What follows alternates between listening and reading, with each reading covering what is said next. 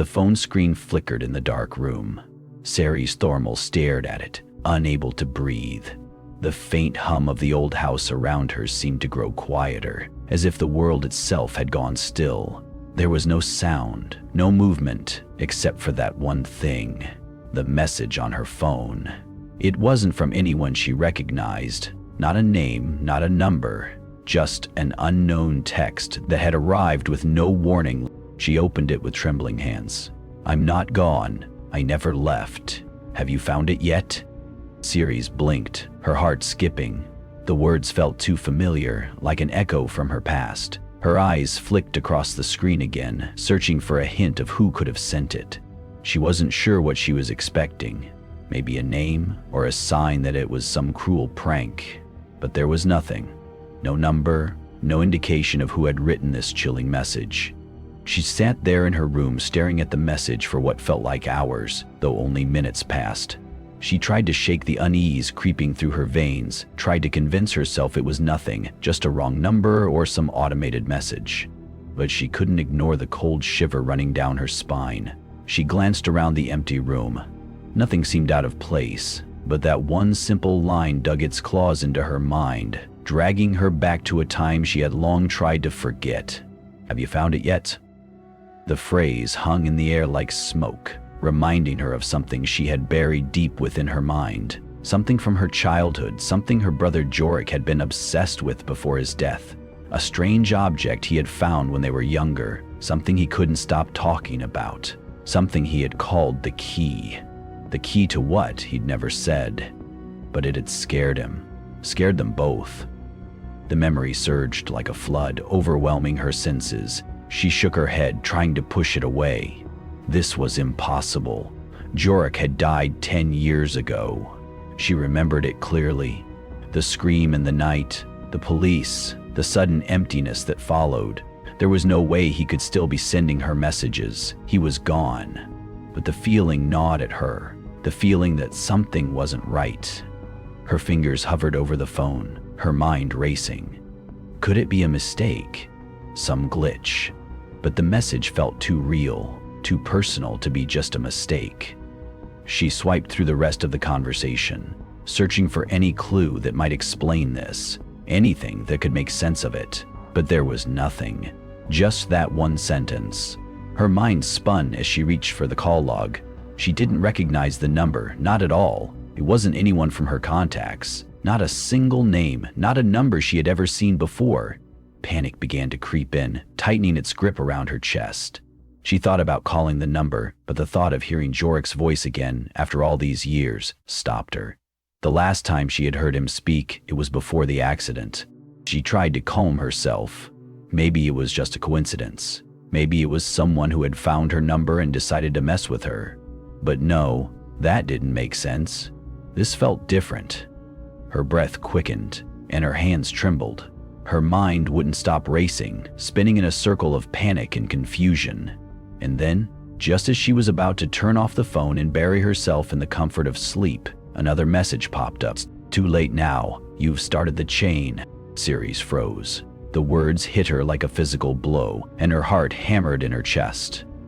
The room felt colder now, the walls pressing in on her. She checked the time, expecting it to be past midnight. But what she saw made her blood run cold. It was exactly 10 years to the day since Jorik had died.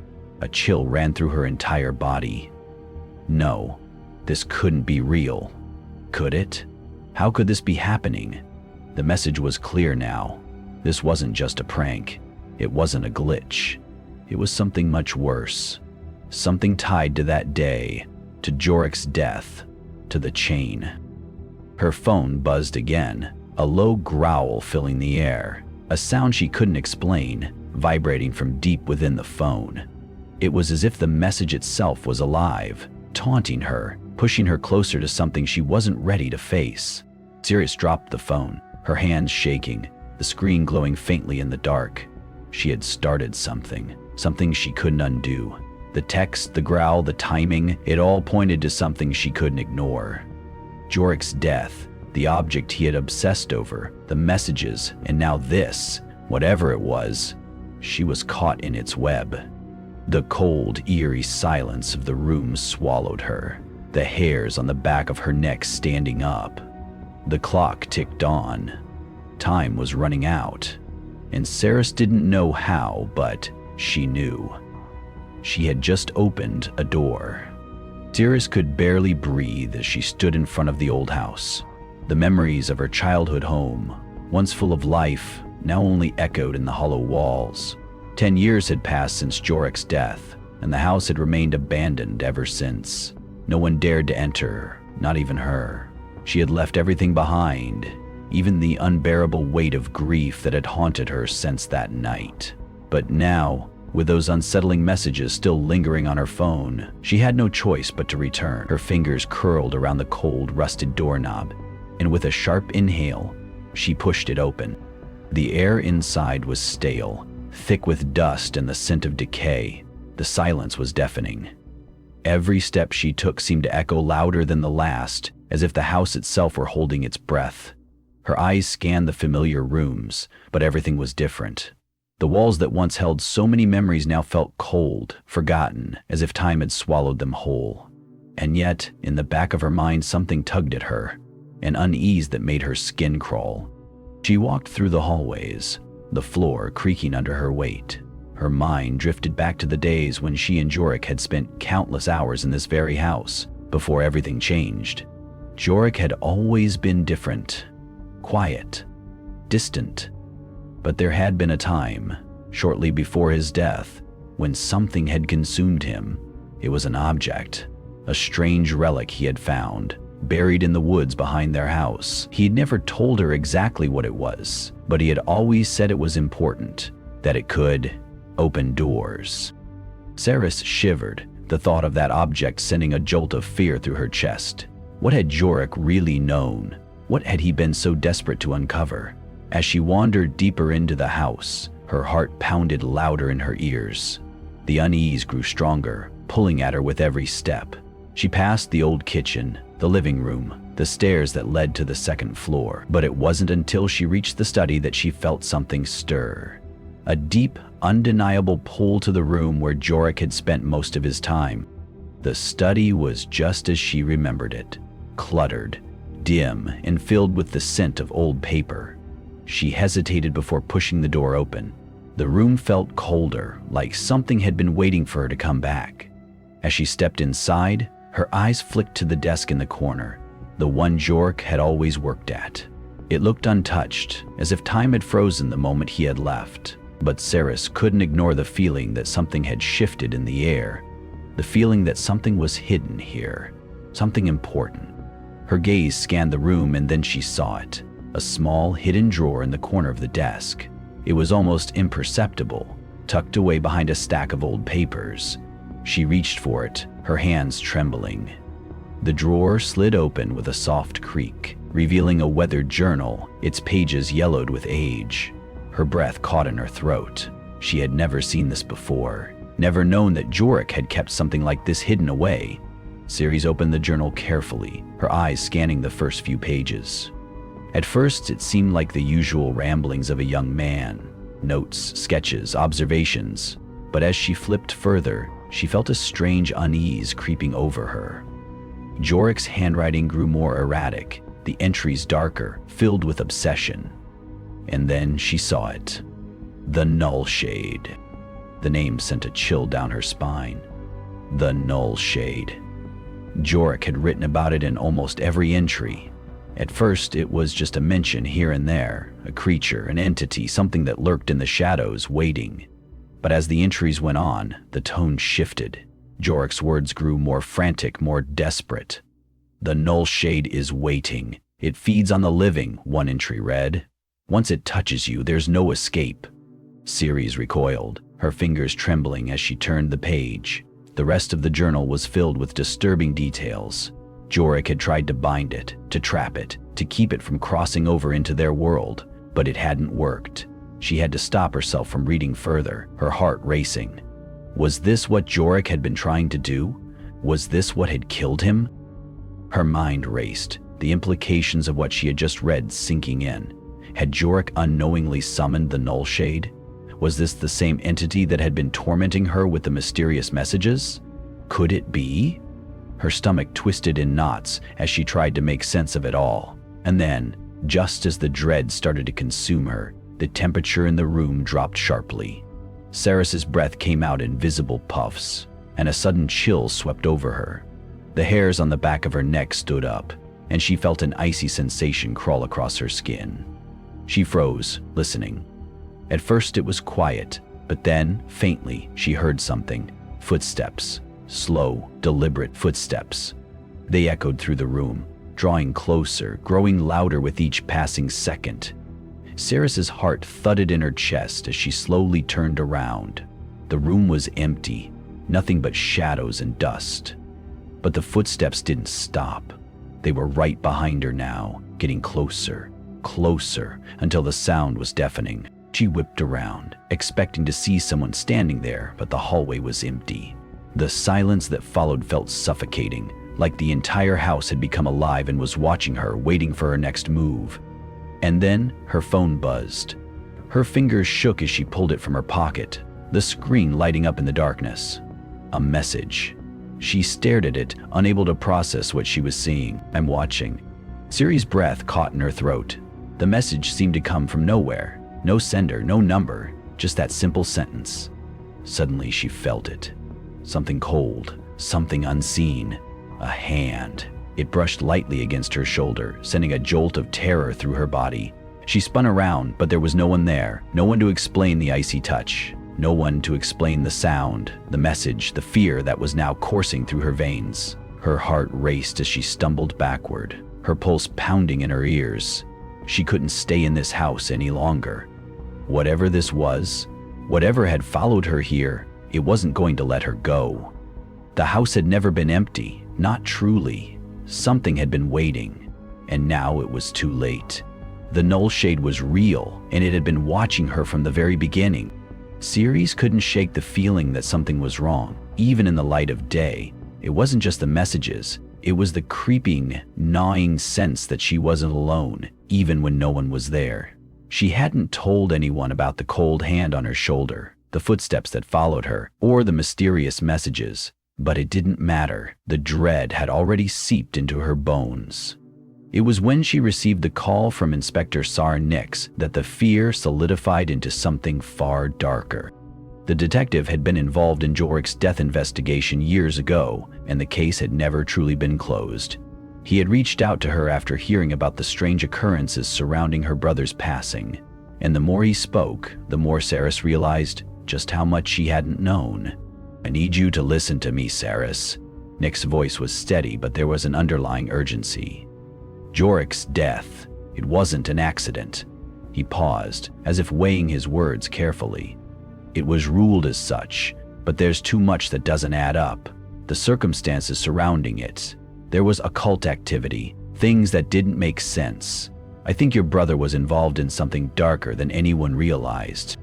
Ceres felt a chill wash over her, her throat tightening.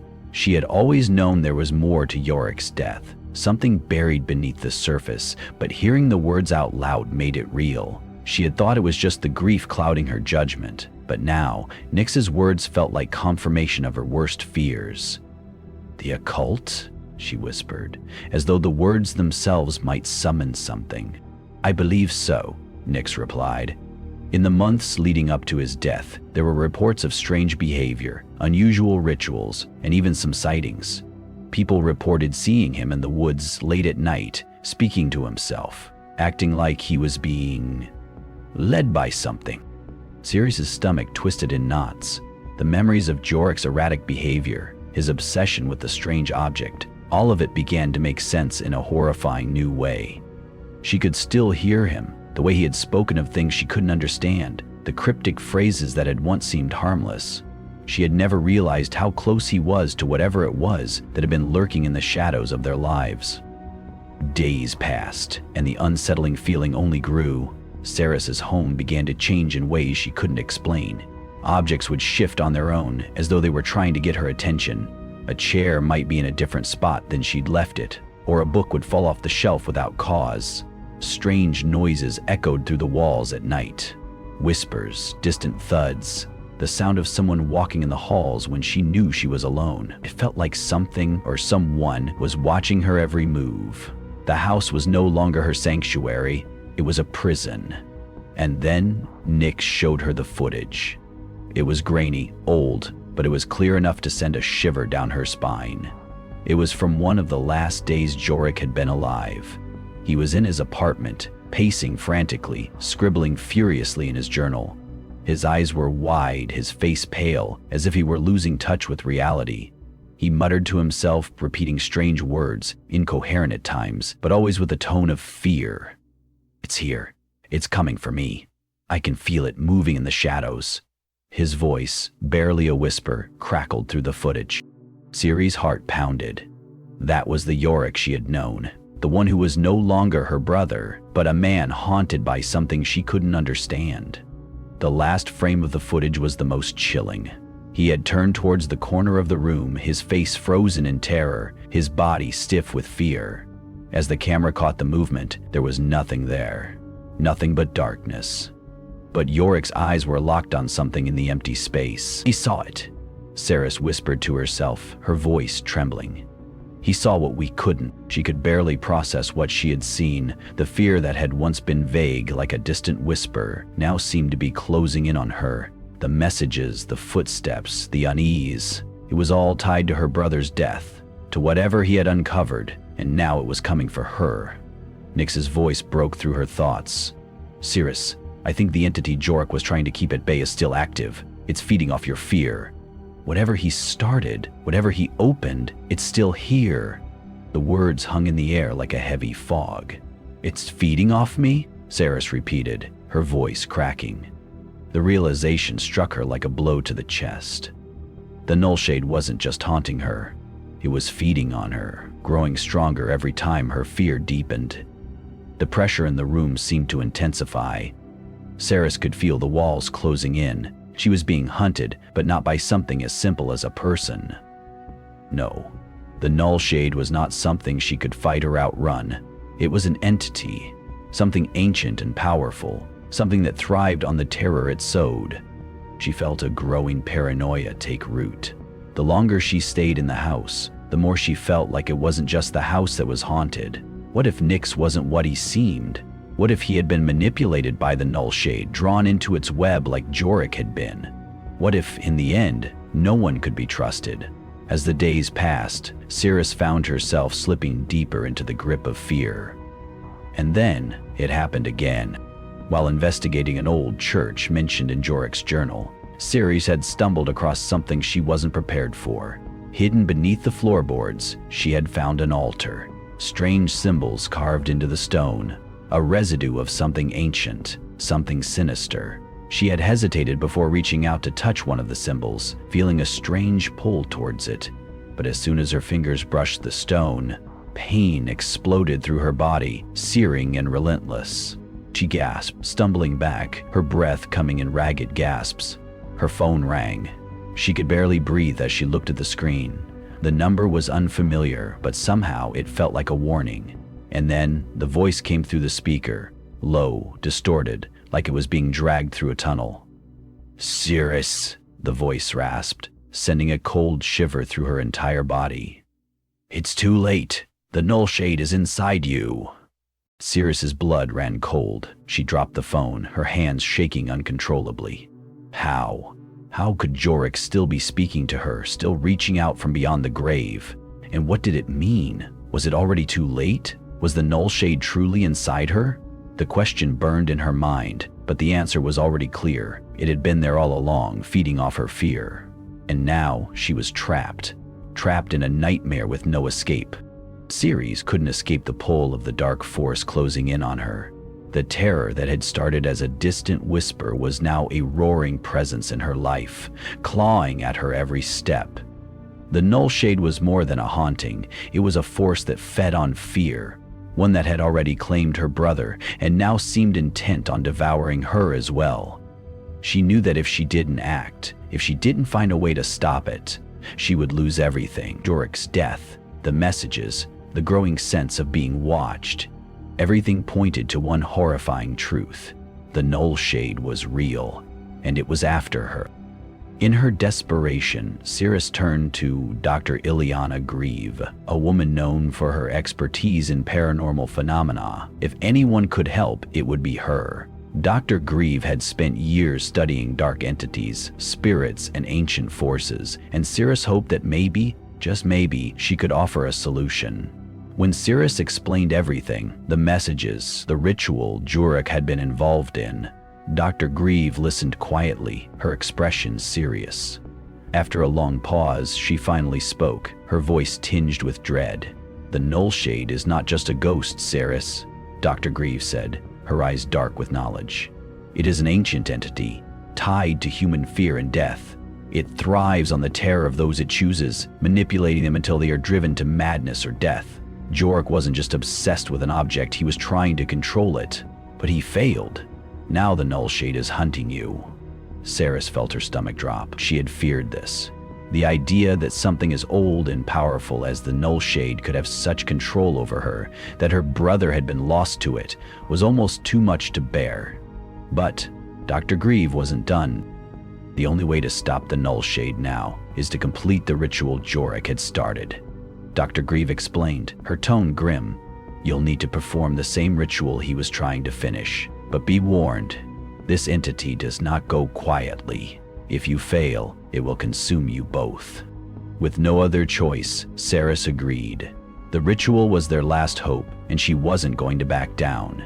Together they prepared, gathering the items that Jurek had used, the objects that had once seemed so innocent, but were now tainted by the dark force they were trying to control. The room felt heavy with an oppressive energy as they began. Every movement felt wrong, as though the very air around them was thick with danger. As they chanted the words Jurek had written in his journal, the temperature in the room dropped sharply. The shadows in the corners of the room seemed to grow, twisting, as though they had minds of their own. Cirrus's heart pounded in her chest. It felt as though the walls were closing in, and every breath she took was harder than the last. The air was thick with dread, and she could feel someone watching her. The floorboards creaked underfoot, and then in the midst of the ritual, she saw it. For a brief moment, her vision blurred, and when it cleared, Cirrus was no longer standing in the room with Dr. Grieve. She was somewhere else, somewhere cold and dark. She saw her brother Jurek lying on the ground, blood staining the floor around him. His eyes were wide open, his body still, but there was something wrong. A dark presence seemed to crawl around him, like smoke, swallowing him whole. She saw the terror in his eyes, felt his fear, and then she was back in the room with Dr. Grieve. But it wasn't over. The shadows that had been lurking in the corners were now moving, writhing like living things. The Nullshade was here, feeding off Cirrus's fear, growing stronger with each passing second. Dr. Grieve looked at her, her face pale. "It's feeding on you, Cirrus. The ritual. It's working, but we might not be able to finish it. We could fail, and if we do, the Nullshade will take us both." Cirrus's mind began to spin. What was happening to her? Was she the vessel now? Was the Nullshade already inside her, using her as a way to feed, to grow stronger? She didn't know what was real anymore, what was part of the ritual, and what was part of the entity's manipulation. The lines between reality and illusion were blurring, and she was losing herself. Her thoughts scattered like dry leaves in the wind, a constant swirl of confusion. Was this the end? And then, just as the fear reached its peak, the room seemed to fall silent. The shadows stopped moving. The air grew still. It was almost as if the world had stopped, holding its breath. Cirrus looked at Dr. Grieve, who was now staring at something just behind her, her eyes wide with terror. Cirrus turned slowly, her heart racing as she followed Dr. Grieve's gaze. There, standing before her, was Jurek, but not the Jurek she had known. This was something else, something dark and twisted. His body was partially transparent, like a ghost, but his eyes were full of malice. Not really. He had been consumed, his soul lost to the Nullshade, his body a vessel for the entity. "I'm not gone," Jurek's voice echoed in her mind, a whisper that made the hairs on the back of her neck stand up. "I never left." The words hit her like a hammer. Jurek had never died. He had been consumed by the Nullshade. his body twisted into a vessel for the creature's hunger. His last moments had been a sacrifice to the entity, a way to draw Saris into its grip. The ritual had never been meant to stop it. It was meant to feed it. Saris screamed, but the sound was swallowed by the shadows, by the dark entity that now stood in front of her. The null shade had won.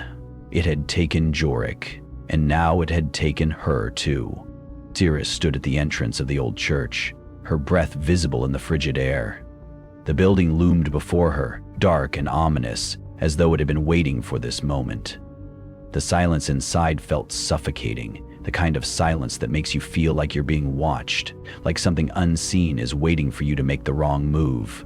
She could feel it, the weight of the null shade pressing down on her chest as if the building itself was a part of the entity. Inspector Nix stood beside her, his face pale and tense, his eyes scanning the shadows, unsure of what to trust anymore. He had followed her here, but even he wasn't sure if he was still seeing the truth. The inside of the church was cold, the kind of cold that made your bones ache. The air was thick with whispers, as if the walls themselves were speaking in a language Saris couldn't understand. She could hear them around her, muffled voices, like a crowd just out of reach. But when she turned to look, there was nothing.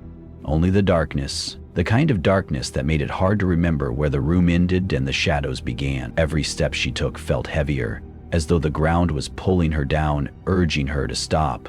But she couldn't stop. Not now. She had come too far.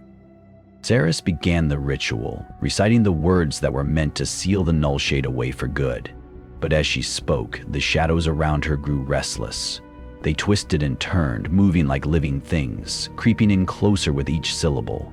The air felt wrong, thick with dread.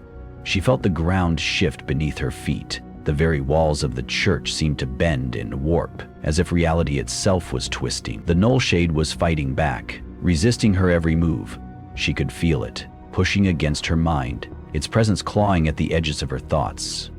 It was everywhere, in the air, in the ground, in her own body. It wanted to consume her. Her vision blurred. Time felt like it was stretching and collapsing all at once, as though she was no longer in control of her own senses. One moment, she was standing in the church. The next, she was somewhere else. The room seemed to fade, and she was back in the place where Jorik had died, the cold, dark space where everything had started. She saw his body, the blood staining the floor, the shadow that had taken him. And then she was somewhere else again. The shadows were closing in, pulling her in every direction at once, bending her mind. She felt herself slipping, her grip on reality loosening. The null shade was inside her, a part of her, feeding on her fear. She was drowning in it. She couldn't breathe. She couldn't think. Her heart raced as the air grew thick with the feeling of something watching her. It wasn't just the null shade now. There was something else, something even more terrifying, a presence. It was Jorik. She could feel him in the air, like he was right behind her, like he was whispering in her ear. She heard his voice, his familiar tone, but it was twisted, distorted, like it came from somewhere deep and dark. "I was never the same," Jorik whispered, his voice echoing in her mind. "I belong to it now." The word struck her like a physical blow. He was gone. He hadn't died. He had become part of the null shade. She had always feared it, but now she understood. The entity didn't just kill, it took, it consumed. And now Jorik was gone, lost to it forever. The ritual was almost complete. Saris could feel the weight of the null shade pressing down on her, pushing against her. But she couldn't stop. She had to finish this. She had to save herself, save anyone who was left. She focused, her hands shaking as she clutched the objects she had gathered, the symbols of the ritual, the ones that had once meant hope. But as she spoke the final words, her phone buzzed in her pocket. The sound was enough to make her freeze. A message from Jorik's number. Saris pulled it out, her hands trembling as she read the words. "I'm not gone, Saris. I'll always be with you." Her blood ran cold. She looked up, and for a moment she thought she saw Jorik standing in front of her. His face was there, but it wasn't his face. It was twisted, distorted, hollowed out. His eyes were black, voids of darkness, like they had been consumed by something evil. His body was no longer his own. It was part of the null shade now, a shell that was nothing more than a vessel for the entity's hunger. Siri stumbled back, gasping for air, her mind spinning. The shadows closed in on her, swirling around her, suffocating her. She could feel the nullshade's presence, cold and all-consuming, surrounding her. It was everywhere. There was no escape. "Jorik?" she whispered, her voice barely a breath. "What have you become?" His hollow eyes stared at her, and in them she saw nothing but darkness. The nullshade had taken him, and now it was coming for her too. She could feel it, like the air had turned to stone, heavy with dread, suffocating her with its weight. And then, in a final, horrifying moment, Saris felt her brother's presence one last time. It was cold, empty, like the space between stars. She heard his voice, but it wasn't him anymore. It was the nullshade, using him as a tool to finish what it had started. "I'm not gone," the voice said, distorted and chilling. "I'll always be with you." Saris screamed, but it was swallowed by the darkness. The nullshade had won. There was no escaping it now.